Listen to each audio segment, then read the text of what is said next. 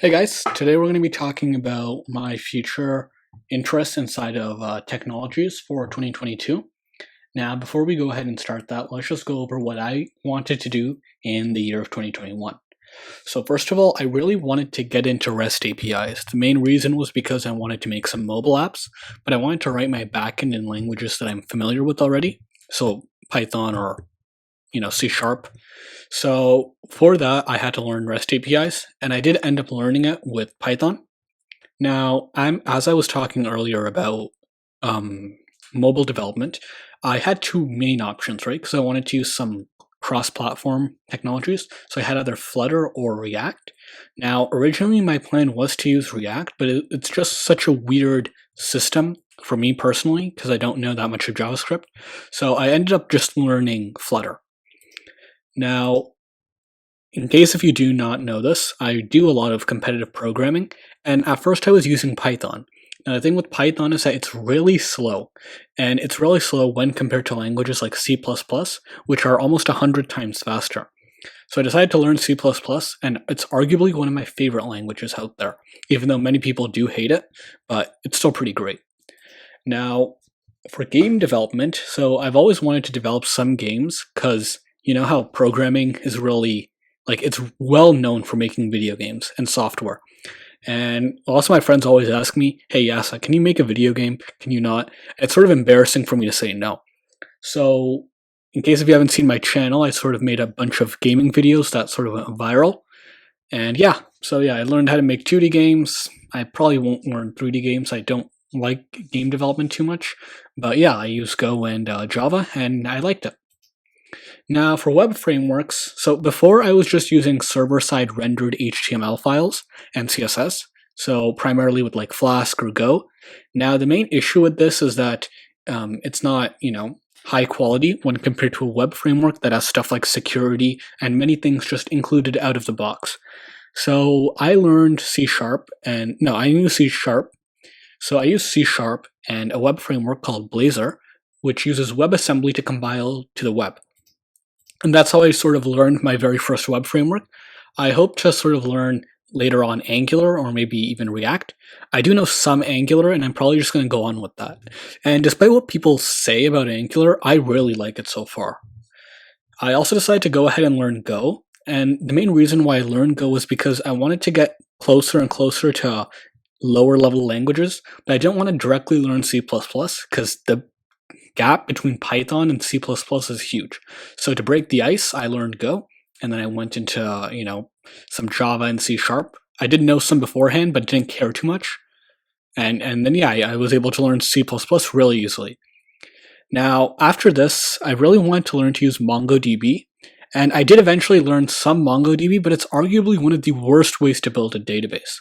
Lots of people like to say that NoSQL is the future, but I genuinely hate using it. Using MongoDB is so hard, you can't make proper schemas, proper tables, or anything, and it's really just a wild west for databases. You can't join data either, or, view it. So I guess I did learn MongoDB, but not something I'm proud of per se. So let's just put that in as yellow. And then React, I just haven't learned React. I personally don't like it too much. It's way too bloated, and the amount of time it takes just to render onto the web is way too long. All right, now let's go ahead and look at the technology I used in 2021. So I'm not talking about programming languages per se or frameworks. I'm just talking about things that I used in order to write the code. So for my editor, I always used VS Code, or occasionally I used Android Studio to make the mobile apps. But VS Code is arguably the best editor out there. It has so many extensions, and you can even program for mobile on VS Code. For my databases, I just used MySQL. Lots of people don't like to use MySQL because it's old, and some people say it's not scalable, but if you write your code correctly, anything's possible. Now, to host my backend, so if I were to be using Flask or maybe Django, I mainly used Python Anywhere. I like it because it's it's pretty easy to use, easy to pick up, and it even has its own built-in bash terminals. Who knows, maybe in the future I could get into some AWS or Azure. For my front end, I mainly used Cloudflare. This is because it has really cheap hosting, and it's actually free for the first for solo developers. And and in order for my Cloudflare to connect with the code I wrote all that code in GitHub, and I used Git along with it. Using Git is arguably one of the most important skills while programming, as it helps you connect to the cloud. And I also recently picked up Vim back in about August or September. I would say Vim is a really great thing to learn. It helps you code a bit faster. I don't know Vim too well yet. I currently use the code extension on VS Code, which I know isn't as close to the real Vim, but it's still it's a learning step to get to the raw Vim in the future. Now let's look at what I want to do in 2022. Now the main thing that I've been discussing is I really want to learn Angular. Angular's a great framework so far for me, and using that with stuff like Bootstrap has really made it so easy to render beautiful UI. Now you don't need a web framework to make websites. You can use raw HTML and CSS, and I would consider that to be the first thing you would learn, and then moving on to a web framework. And another thing I also want to learn is how to use NeoVim. So if you guys don't know about it, NeoVim is sort of like an editor, but it uses Vim entirely. So it doesn't really have that many extensions, although you can add some in the future. I've also wanted to learn some machine learning. Now, the main reason why I want to learn machine learning is because, well, everyone's talking about machine learning and everything. So I hear TensorFlow is really good. If you guys have some other machine learning, tips or tricks, please leave them down in the comments. Now, recently, everyone's been talking about NFTs and blockchains and Bitcoin and crypto. And honestly, I kind of want to learn how this stuff works, because in the future, if Web3 does take off, then, I kind of want to go on with it, right? Because I don't want to be broke. But personally, I sort of think NFTs are a bit more of a fad. But until some real proof has come, I think it's a good idea to just learn it, but not, invest too much time or money into it. For backends, currently I mainly use Python or Go. Now, languages don't really matter. It's the end product that does matter.